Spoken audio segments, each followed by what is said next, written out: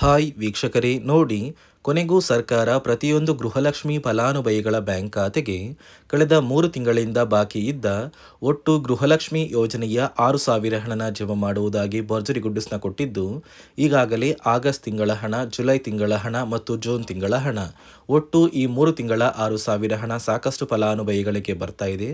ಆದರೆ ಹಣಕಾಸು ಇಲಾಖೆಯಿಂದ ಬಂದಿರುವ ಹೊಸ ಬದಲಾವಣೆಗಳು ಮತ್ತು ಹೊಸ ನಿಯಮಗಳ ಪ್ರಕಾರ ಸುಮಾರು 7ರಿಂದ 8 ಲಕ್ಷಕ್ಕಿಂತ ಅಧಿಕ ಮಹಿಳೆಯರಿಗೆ ಇನ್ನು ಮುಂದೆ ಗೃಹಲಕ್ಷ್ಮಿ ಹಣ ಕ್ಯಾನ್ಸಲ್ ಆಗ್ತಾ ಇದೆ. ಹಾಗಾದರೆ ನಿಮ್ಮ ಬ್ಯಾಂಕ್ ಖಾತೆಗೆ ಹಣ ಕ್ಯಾನ್ಸಲ್ ಆಗುತ್ತಾ ಬರುತ್ತಾ ಅಂತ ಕೂಡ ತಿಳಿಸ್ಕೊಡ್ತೀನಿ. ಮತ್ತು ಸರ್ಕಾರದಿಂದ ಕರ್ನಾಟಕದ 26 ಜಿಲ್ಲೆಗಳನ್ನು ಆಯ್ಕೆ ಮಾಡಿ ಈ 3 ತಿಂಗಳ 6,000 ಹಣನ ಇಂದು ಬುಧವಾರ ಆಗಸ್ಟ್ 12ರಿಂದ ಜಮಾ ಮಾಡ್ತಾ ಇದ್ದು, ಈ ಒಂದು ಹಣ ಯಾರಿಗೆಲ್ಲ ಹಣ ಬರುತ್ತೆ, ಯಾರಿಗೆಲ್ಲ ಈ ಒಂದು ಹಣ ಕ್ಯಾನ್ಸಲ್ ಆಗುತ್ತೆ ಅಂತ ಕೂಡ ನಾನು ನಿಮಗೆ ಈ ಒಂದು ವಿಡಿಯೋದಲ್ಲಿ ಸಂಪೂರ್ಣವಾಗಿ ತಿಳಿಸ್ಕೊಡ್ತೀನಿ. ಅದಕ್ಕಿಂತ ಮೊದಲು ನೋಡಿ ವೀಕ್ಷಕರೇ, ನೀವು ನನ್ನ ಚಾನಲ್ನ ಸಬ್ಸ್ಕ್ರೈಬ್ ಆಗಿಲ್ಲ ಅಂದರೆ ದಯವಿಟ್ಟು ಪ್ರತಿಯೊಬ್ಬರು ಚಾನಲ್ನ ಸಬ್ಸ್ಕ್ರೈಬ್ ಮಾಡಿಕೊಂಡು ಹಾಗೆ ವಿಡಿಯೋಗೆ ಒಂದು ಲೈಕ್ನ ಕೊಡಿ. ಹೌದು ವೀಕ್ಷಕರೇ, ಸರ್ಕಾರ ಪ್ರತಿಯೊಂದು ಗೃಹಲಕ್ಷ್ಮಿ ಫಲಾನುಭವಿಗಳ ಬ್ಯಾಂಕ್ ಖಾತೆಗೆ ಒಟ್ಟಿಗೆ 3 ತಿಂಗಳ 6,000 ಹಣ ನಿಮ್ಮ ಬ್ಯಾಂಕ್ ಖಾತೆಗೆ ಜಮಾ ಮಾಡುವುದಾಗಿ ಭರ್ಜರಿ ಗುಡ್ಡಿಸ್ನ ಕೊಟ್ಟಿದೆ. ಆದರೆ ಈ ಬಾರಿ ನಿಮ್ಮ ಬ್ಯಾಂಕ್ ಖಾತೆಗೆ ಈ ಆಗಸ್ಟ್ ತಿಂಗಳ ಹಣ, ಜುಲೈ ತಿಂಗಳ ಹಣ ಮತ್ತು ಜೂನ್ ತಿಂಗಳ ಹಣ ಬರಬೇಕು ಅಂದರೆ ಹಣಕಾಸು ಇಲಾಖೆಯಿಂದ ಕೆಲವು ಹೊಸ ಬದಲಾವಣೆ ಮತ್ತು ಹೊಸ ನಿಯಮಗಳು ಬಂದಿದ್ದು, 7ರಿಂದ 8 ಲಕ್ಷಕ್ಕಿಂತ ಅಧಿಕ ಮಹಿಳೆಯರಿಗೆ ಗೃಹಲಕ್ಷ್ಮಿ ಹಣ ಈಗಾಗಲೇ ಕ್ಯಾನ್ಸಲ್ ಆಗಿದ್ದು, ನಿಮ್ಮ ಬ್ಯಾಂಕ್ ಖಾತೆಗೆ ಹಣ ಬರುತ್ತೋ ಅಥವಾ ಕ್ಯಾನ್ಸಲ್ ಆಗುತ್ತೋ ಅಂತ ಕೂಡ ತಿಳಿಸ್ಕೊಡ್ತೀನಿ.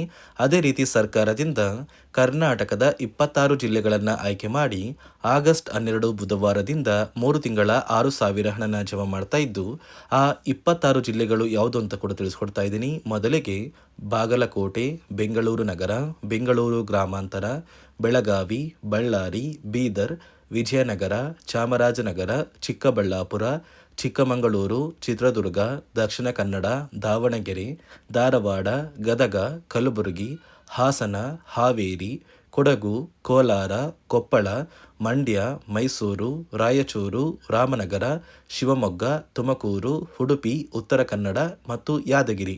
ಹೀಗೆ ಸರ್ಕಾರ ಒಟ್ಟು 3 ತಿಂಗಳ ಗೃಹಲಕ್ಷ್ಮಿ ಯೋಜನೆಯ 6,000 ಹಣನ ಪ್ರತಿ ಫಲಾನುಭವಿಗಳ ಬ್ಯಾಂಕ್ ಖಾತೆಗೆ ಜಮಾ ಮಾಡ್ತಾ ಇದೆ. ಆದರೆ ಸಾಕಷ್ಟು ಫಲಾನುಭವಿಗಳಿಗೆ ಹೊಸ ಬದಲಾವಣೆ ಮತ್ತು ನಿಯಮಗಳ ಪ್ರಕಾರ ಗೃಹಲಕ್ಷ್ಮಿ ಹಣ ಕೂಡ ಕ್ಯಾನ್ಸಲ್ ಆಗಿದ್ದು, ಯಾವ ಕಾರಣಕ್ಕೆ ಹಣ ಕ್ಯಾನ್ಸಲ್ ಆಗಿದೆ, ನಿಮ್ಮ ಬ್ಯಾಂಕ್ ಖಾತೆಗೆ ಹಣ ಬರುತ್ತೋ ಕ್ಯಾನ್ಸಲ್ ಆಗುತ್ತೆ ಅಂತ ಕೂಡ ತಿಳಿಸ್ಕೊಡ್ತೀನಿ. ನೋಡಿ ವೀಕ್ಷಕರೇ, ಮೊದಲು ಸರ್ಕಾರ ಯಾವ ಕಾರಣಕ್ಕೆ ಗೃಹಲಕ್ಷ್ಮಿ ಯೋಜನೆಗೆ ಹೊಸ ರೀತಿಯ ಒಂದು ನಿಯಮಗಳನ್ನ ತಂದಿದೆ ಅಂದರೆ, ಇಲ್ಲಿ ಗೃಹಲಕ್ಷ್ಮಿಯಲ್ಲಿ ಸುಮಾರು 6ರಿಂದ 7 ಲಕ್ಷಕ್ಕಿಂತ ಅಧಿಕ ಮಹಿಳೆಯರ ಹತ್ರ ಒಂದು ವೋಟರ್ ಐ ಡಿ ಕಾರ್ಡ್ ಇಲ್ಲ. ಅಂದರೆ ವೋಟರ್ ಐ ಡಿ ಇಲ್ಲ ಅಂದರೂ ಕೂಡ ಅವರು ಸರ್ಕಾರದಿಂದ ಬರುವ ಗೃಹಲಕ್ಷ್ಮಿ ಹಣನ ಪಡಿತಾ ಇದ್ದಾರೆ. ಮತ್ತು ಸಾಕಷ್ಟು ಫಲಾನುಭವಿಗಳ ಒಂದು ಬ್ಯಾಂಕ್ ಖಾತೆ ಏನಿದೆ, ಆ ಒಂದು ಬ್ಯಾಂಕ್ ಖಾತೆ ಹೊರ ರಾಜ್ಯದ ಬ್ಯಾಂಕ್ ಖಾತೆ ಆಗಿದೆ. ಅಂದರೆ ಕರ್ನಾಟಕದಲ್ಲಿರುವಂತಹ ಫಲಾನುಭವಿಗಳು ಬೇರೆ ರಾಜ್ಯದಲ್ಲಿ ಹೊಂದಿರುವಂತಹ ಒಂದು ಬ್ಯಾಂಕ್ ಖಾತೆನ ಕೊಟ್ಟು ಗೃಹಲಕ್ಷ್ಮಿ ಹಣನ ಪಡಿತಾ ಇದ್ದಾರೆ.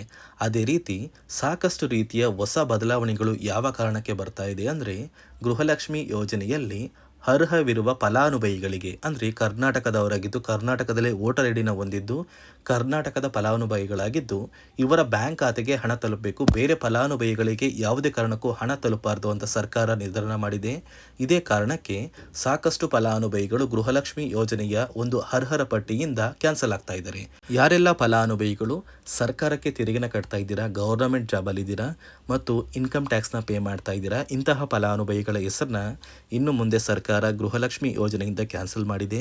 ನಿಮ್ಮ ಒಂದು ರೇಷನ್ ಕಾರ್ಡ್ BPL ರೇಷನ್ ಕಾರ್ಡಿಂದ APL ಆಗಿದ್ರು ಕೂಡ ನೀವು ಗೃಹಲಕ್ಷ್ಮಿ ಯೋಜನೆಯನ್ನು ಪಡೆಯೋದಕ್ಕೆ ಅರ್ಹರಾಗಿರ್ತೀರಾ. ಮತ್ತು ನೀವು ಹೊಂದಿರುವಂತಹ ಒಂದು ಮೊಬೈಲ್ ನಂಬರ್ ಬೇರೆ ಇರುತ್ತೆ. ಇದೇ ಕಾರಣಕ್ಕೆ ಕರೆಕ್ಟ್ ಆಗಿರುವಂತಹ ಒಂದು ಮೊಬೈಲ್ ನಂಬರ್ನ ಕೊಟ್ಟರೆ ಆದಷ್ಟು ಬೇಗ ನೀವು ಮರು ಅರ್ಜಿನ ಹಾಕಿ ಗೃಹಲಕ್ಷ್ಮಿ ಹಣನ ಪಡ್ಕೋಬೋದು. ಅದೇ ರೀತಿ ನೀವು ಹೊಂದಿರುವ ಬ್ಯಾಂಕ್ ಖಾತೆ ಏನಿದೆ, ಆ ಒಂದು ಬ್ಯಾಂಕ್ ಖಾತೆನ ನೀವು ಆ್ಯಕ್ಟಿವ್ ಆಗಿ ಇಟ್ಕೋಬೇಕು. ಅಂದರೆ ಯಾವುದೇ ರೀತಿಯ ಒಂದು ವಹಿವಾಟನ್ನು ನಡೆಸ್ತಾ ಇಲ್ಲ ಅಂದರೆ ನಿಮ್ಮ ಒಂದು ಬ್ಯಾಂಕ್ ಖಾತೆಗೆ ಗೃಹಲಕ್ಷ್ಮಿ ಹಣ ಖಂಡಿತವಾಗಿಯೂ ಬರೋದಿಲ್ಲ. ಅದೇ ರೀತಿ ನೋಡಿ ವೀಕ್ಷಕರೇ, ನಿಮ್ಮ ಮನೆಯ ಕುಟುಂಬರು ಅಂದರೆ ಗೃಹಲಕ್ಷ್ಮಿ ಯೋಜನೆಯ ಒಂದು ಸದಸ್ಯ ಏನಾರು ಮರಣ ಹೊಂದಿದ್ದು ಅವರ ಬದಲಾಗಿ ನೀವು ಅಪ್ಲಿಕೇಶನ್ ಹಾಕ್ತೀವಿ ಅಂದರೆ ಅದು ಸಾಧ್ಯವಿಲ್ಲ. ಯಾಕಂದರೆ ನಿಮ್ಮ ಒಂದು ರೇಷನ್ ಕಾರ್ಡಲ್ಲಿ ಮನೆಯ ಯಜಮಾನಿ ಯಾರಿರ್ತಾರೆ ಅವರೇ ಮಾತ್ರ ಗೃಹಲಕ್ಷ್ಮಿ ಯೋಜನೆಗೆ ಅರ್ಹರಾಗಿರ್ತಾರೆ. ಒಂದು ವೇಳೆ ಮನೆಯ ಸದಸ್ಯರು ಯಜಮಾನಿಯಾಗಿದ್ದು ಅವರು ಮರಣ ಹೊಂದಿದ್ರೆ ಅಂದರೆ ನೀವು ಗೃಹಲಕ್ಷ್ಮಿ ಯೋಜನೆಗೆ ಅಪ್ಲಿಕೇಶನ್ ಹಾಕೋದಕ್ಕೆ ಆಗೋದಿಲ್ಲ. ಮೊದಲು ನಿಮ್ಮ ಮನೆಯಲ್ಲಿ ಇರುವಂತಹ ಒಂದು ಹೆಣ್ಣು ಮಗಳು ಅಂದರೆ ಮಹಿಳೆ, ನಿಮ್ಮ ಒಂದು ಪತ್ನಿ ಇರ್ಬೋದು ಅಥವಾ ನಿಮ್ಮ ಒಂದು ತಾಯಿ ಇರ್ಬೋದು, ಅವ್ರನ್ನ ಮನೆಯ ಯಜಮಾನಿ ನೀವು ಮಾಡಬೇಕಾಗುತ್ತೆ. ಸೊ ಮನೆಯ ಯಜಮಾನಿ ಮಾಡಿದ ನಂತರ ಮಾತ್ರ ನೀವು ಗೃಹಲಕ್ಷ್ಮಿಯ ಸೌಲಭ್ಯನ ಪಡ್ಕೋಬೋದು. ಒಂದು ವೇಳೆ ನೀವು ಗೃಹಲಕ್ಷ್ಮಿಗೆ ಹೊಸದಾಗಿ ಅರ್ಜಿ ಹಾಕಬೇಕು ಅಂದರೆ ಇದೀಗ ಸರ್ಕಾರ ಅದಕ್ಕೂ ಕೂಡ ಕರ್ನಾಟಕ ಒನ್, ಗ್ರಾಮ ಒನ್ ಅಥವಾ ಬೆಂಗಳೂರು ಒನ್ ಸೇವಾ ಕೇಂದ್ರದಲ್ಲಿ ಅವಕಾಶ ಮಾಡಿಕೊಟ್ಟಿದೆ. ಆದರೆ ಮೊದಲ ಥರ ಇವಾಗ ನೀವು ಅರ್ಜಿನ ಹಾಕೋದಕ್ಕೆ ಆಗೋದಿಲ್ಲ. ಬದಲಿಗೆ ನಿಮ್ಮ ರೇಷನ್ ಕಾರ್ಡ್ನ ತೊಗೊಂಡೋಗ್ಬೇಕು, ನಿಮ್ಮ ಆಧಾರ್ ಕಾರ್ಡ್ನ ತೊಗೊಂಡೋಗ್ಬೇಕು, ನಿಮ್ಮ ಒಂದು ಪತಿಯ ಆಧಾರ್ ಕಾರ್ಡ್ನ ಕೂಡ ತೊಗೊಂಡೋಗ್ಬೇಕಾಗುತ್ತೆ. ನಿಮ್ಮ ವೋಟರ್ ಐ ಡಿ ಕೂಡ ಕಡ್ಡಾಯವಾಗುತ್ತೆ. ನಿಮ್ಮ ವೋಟರ್ ಐ ಡಿ ನಿಮ್ಮ ಹತ್ರ ಇದ್ದರೆ ಮಾತ್ರ ನೀವು ಗೃಹಲಕ್ಷ್ಮಿ ಯೋಜನೆಯ ಒಂದು ಅರ್ಹತೆಯನ್ನು ಪಡ್ಕೋತೀರಾ. ಒಂದು ವೇಳೆ ವೋಟರ್ ಐ ಡಿ ಇಲ್ಲ, ರೇಷನ್ ಕಾರ್ಡ್ ಇದೆ, ಆಧಾರ್ ಕಾರ್ಡ್ ಇದೆ ಅಂದರೆ ಇನ್ನು ಮುಂದೆ ನಿಮ್ಮ ಬ್ಯಾಂಕ್ ಖಾತೆಗೆ ಸರ್ಕಾರ ಗೃಹಲಕ್ಷ್ಮಿ ಹಣನ ಖಂಡಿತವಾಗಿಯೂ ಜಮಾ ಮಾಡೋದಿಲ್ಲ. ಯಾಕಂದರೆ ಪ್ರತಿ ವರ್ಷವೂ ಕೂಡ ಸರ್ಕಾರ ವೋಟರ್ ಐ ಡಿನ ಬಿಡುಗಡೆ ಮಾಡುತ್ತೆ, ಅಂದರೆ ವೋಟರ್ ಲಿಸ್ಟ್ನ ಬಿಡುಗಡೆ ಮಾಡುತ್ತೆ. ಈ ಒಂದು ಲಿಸ್ಟಲ್ಲಿ ಕೆಲವು ಫಲಾನುಭವಿಗಳ ಒಂದು ಹೆಸರನ್ನ ಕ್ಯಾನ್ಸಲ್ ಮಾಡುತ್ತೆ. ಒಂದು ವೇಳೆ ನಿಮ್ಮ ವೋಟರ್ ಐ ಡಿ ಏನಾದರೂ ಕ್ಯಾನ್ಸಲ್ ಆಗಿದ್ದರೆ ನಿಮ್ಮ ಬ್ಯಾಂಕ್ ಖಾತೆಗೆ ಗೃಹಲಕ್ಷ್ಮಿ ಹಣನ ಸರ್ಕಾರ ಕ್ಯಾನ್ಸಲ್ ಮಾಡುತ್ತೆ. ಈ ಕೂಡಲೇ ನೀವು ನಿಮ್ಮ ದಾಖಲಾತಿಗಳು ಎಲ್ಲ ಕೂಡ ಸರಿ ಇದೆಯಾ ಅಂತ ತಿಳ್ಕೊಳ್ಳಿ. ಹಾಗಾದರೆ ಮಾತ್ರ ನೀವು ಗೃಹಲಕ್ಷ್ಮಿ ಯೋಜನೆಗೆ ಅರ್ಹರಾಗಿರ್ತೀರಾ. ಸರ್ಕಾರ ಯಾವ ಕಾರಣಕ್ಕೆ ಈ ರೀತಿಯ ಹೊಸ ಬದಲಾವಣೆಗಳನ್ನ ತರ್ತಾ ಇದೆ ಅಂದರೆ ಇಲ್ಲಿಯವರೆಗೂ ಸುಮಾರು 60 ಕೋಟಿಗಿಂತ ಅಧಿಕ ಮೊತ್ತನ ಸರ್ಕಾರ ನಷ್ಟ ಮಾಡಿಕೊಂಡಿದೆ. ಅಂದರೆ ಫಲಾನುಭವಿಗಳು ನಮ್ಮ ಕರ್ನಾಟಕದವರೇ ಅಲ್ಲ, ಅಂತಹ ಫಲಾನುಭವಿಗಳಿಗೂ ಕೂಡ ಸರ್ಕಾರದಿಂದ ಹಣ ಹೋಗಿದೆ ಮತ್ತು ಸಾಕಷ್ಟು ಫಲಾನುಭವಿಗಳು ಮರಣ ಹೊಂದಿದ್ದಾರೆ. ಅಂತಹ ಫಲಾನುಭವಿಗಳಿಗೂ ಕೂಡ ಹಣ ಹೋಗ್ತಾ ಇದೆ ಮತ್ತು ಫಲಾನುಭವಿಗಳು ಹೊಂದಿರುವ ಬ್ಯಾಂಕ್ ಖಾತೆ ಕೂಡ ಆ್ಯಕ್ಟಿವ್ ಇಲ್ಲ. ಅಂತಹ ಫಲಾನುಭವಿಗಳಿಗೂ ಕೂಡ ಹಣ ಹೋಗಿದೆ ಮತ್ತು ಸಾಕಷ್ಟು ಫಲಾನುಭವಿಗಳು ಏನು ಮಾಡಿದ್ದಾರೆ ಅಂದರೆ ಅವರ ಮನೆ ಕುಟುಂಬದ ಯಜಮಾನಿ ಅಂದರೆ ಹೆಡ್ ಆಫ್ ದ ಫ್ಯಾಮಿಲಿ ಇರ್ತಾರಲ್ಲ, ಸೊ ಆ ಒಂದು ಮಹಿಳೆ ಮರಣ ಹೊಂದಿರ್ತಾರೆ. ಸೊ ಏನೋ ಒಂದು ಕಾರಣದಿಂದ ಮರಣ ಹೊಂದಿದ್ದು ಅವರ ಬ್ಯಾಂಕ್ ಖಾತೆಗೆ ಬರುವ ಗೃಹಲಕ್ಷ್ಮಿ ಹಣನ ಒಂದು ATM ಮೂಲಕ ವಿತ್ಡ್ರಾ ಮಾಡಿದ್ದಾರೆ ಮತ್ತು ಫೋನ್ಪೇ ಮೂಲಕ ಟ್ರಾನ್ಸ್ಫರ್ ಮಾಡ್ಕೊಂಡಿದ್ದಾರೆ. ಇದೀಗ ಸರ್ಕಾರ ಈ ರೀತಿಯ ಒಂದು ಹೊಸ ಬದಲಾವಣೆಗಳನ್ನ ಜಾರಿಗೆ ತಂದರೆ ಯಾರಿಗೂ ಕೂಡ ಗೃಹಲಕ್ಷ್ಮಿ ಹಣ ಮೋಸ ಆಗೋದಿಲ್ಲ ಮತ್ತು ಪ್ರತಿ ಫಲಾನುಭವಿಗಳಿಗೆ ಹಣ ಬಂದೇ ಬರುತ್ತೆ ಅಂತ ಆದೇಶ ಕೊಟ್ಟಿದೆ. ನೀವು ಕೇಳ್ಬೋದು ವೀಕ್ಷಕರೇ, 3 ವರ್ಷದಿಂದ ಯಾವುದೇ ಕಾರಣಕ್ಕೂ ನಮಗೆ ಗೃಹಲಕ್ಷ್ಮಿ ಯೋಜನೆ ಹಣ ಮಿಸ್ ಆಗಿಲ್ಲ. ಸೊ ಇದೀಗ ಏನಕ್ಕೆ ಸಡನ್ ಆಗಿ ಈ ಥರ ಬದಲಾವಣೆಗಳು ಬರ್ತಾ ಇದೆ ಅಂದರೆ ಸರ್ಕಾರದಿಂದ ಕೆಲವು ಅಧಿಕಾರಿಗಳು ಒಂದು ಚರ್ಚೆ ನಡೆಸಿದ್ದಾರೆ. ಒಂದು ಸಭೆಯಲ್ಲಿ ಗೃಹಲಕ್ಷ್ಮಿ ಯೋಜನೆಯ ಕುರಿತು ಒಂದು ಸಭೆ ಮಾಡಿದಾಗ ಅಲ್ಲಿ ಗೃಹಲಕ್ಷ್ಮಿ ಯೋಜನೆಯಲ್ಲಿ ಸಾಕಷ್ಟು ರೀತಿಯ ಲೋಪದೋಷಗಳು ಕಂಡು ಬಂದಿದೆ. DBT ಮೂಲಕ ನಿಮ್ಮ ಬ್ಯಾಂಕ್ ಖಾತೆಗೆ ಹಣನ ಹಾಕಬೇಕಾದ್ರೆ ಸಾಕಷ್ಟು ಫಲಾನುಭವಿಗಳಿಗೆ ಹಣ ಹೋಗ್ತಾ ಇದೆ. ಸಾಕಷ್ಟು ಫಲಾನುಭವಿಗಳಿಗೆ ಹಣ ಹೋಗಿದ್ರು ಅವರ ಬ್ಯಾಂಕ್ ಖಾತೆಗೆ ಜಮಾ ಆಗ್ತಾ ಇಲ್ಲ. ಬದಲಿಗೆ ಆ ಒಂದು ಹಣ DBTಯಲ್ಲೇ ಸ್ಟಕ್ ಆಗ್ತಾ ಇದೆ ಮತ್ತು ಸರ್ಕಾರಕ್ಕೂ ಕೂಡ ಆ ಒಂದು ಹಣ ಬರ್ತಾ ಇಲ್ಲ. ಮತ್ತು ಸರ್ಕಾರ ಹಾಕಿರುವ ಹಣ ಇನ್ನೂ ಕೂಡ ಹಾಗೇ ಇದೆ. ಸಾಕಷ್ಟು ಫಲಾನುಭವಿಗಳು ಆ ಒಂದು ಹಣನ ಯೂಸ್ ಕೂಡ ಮಾಡ್ತಾ ಇಲ್ಲ, ಅಂದರೆ ಅದು ಬ್ಯಾಂಕ್ ಖಾತೆಯಲ್ಲಿ ಹಂಗೇನೆ ಇದೆ.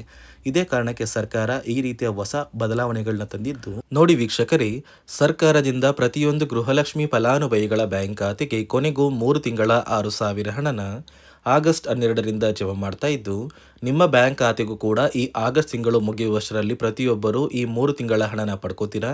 ಅದೇ ರೀತಿ ನಿಮ್ಮ ಸ್ನೇಹಿತರಿಗೆ ಈ ಒಂದು ವಿಡಿಯೋನ ಶೇರ್ ಮಾಡಿ, ಅವರ ಬ್ಯಾಂಕ್ ಖಾತೆಗೂ ಕೂಡ ಗೃಹಲಕ್ಷ್ಮಿ ಹಣ ಬರುತ್ತೆ ಅಂತ ತಿಳಿಸಿ ಅಂತ ಹೇಳ್ತಾ, ಇದಿಷ್ಟು ಸರ್ಕಾರದಿಂದ ಬಂದಿರುವ ಮಾಹಿತಿಯಾಗಿದ್ದು, ನಾನು ಕೊಟ್ಟಿರುವ ಮಾಹಿತಿ ನಿಮಗೆ ಇಷ್ಟ ಆಗಿದ್ದಲ್ಲಿ ನನ್ನ ಚಾನಲ್ನ ಸಬ್ಸ್ಕ್ರೈಬ್ ಮಾಡಿಕೊಂಡು ಹಾಗೆ ವಿಡಿಯೋಗೆ ಒಂದು ಲೈಕ್ನ ಕೊಡಿ.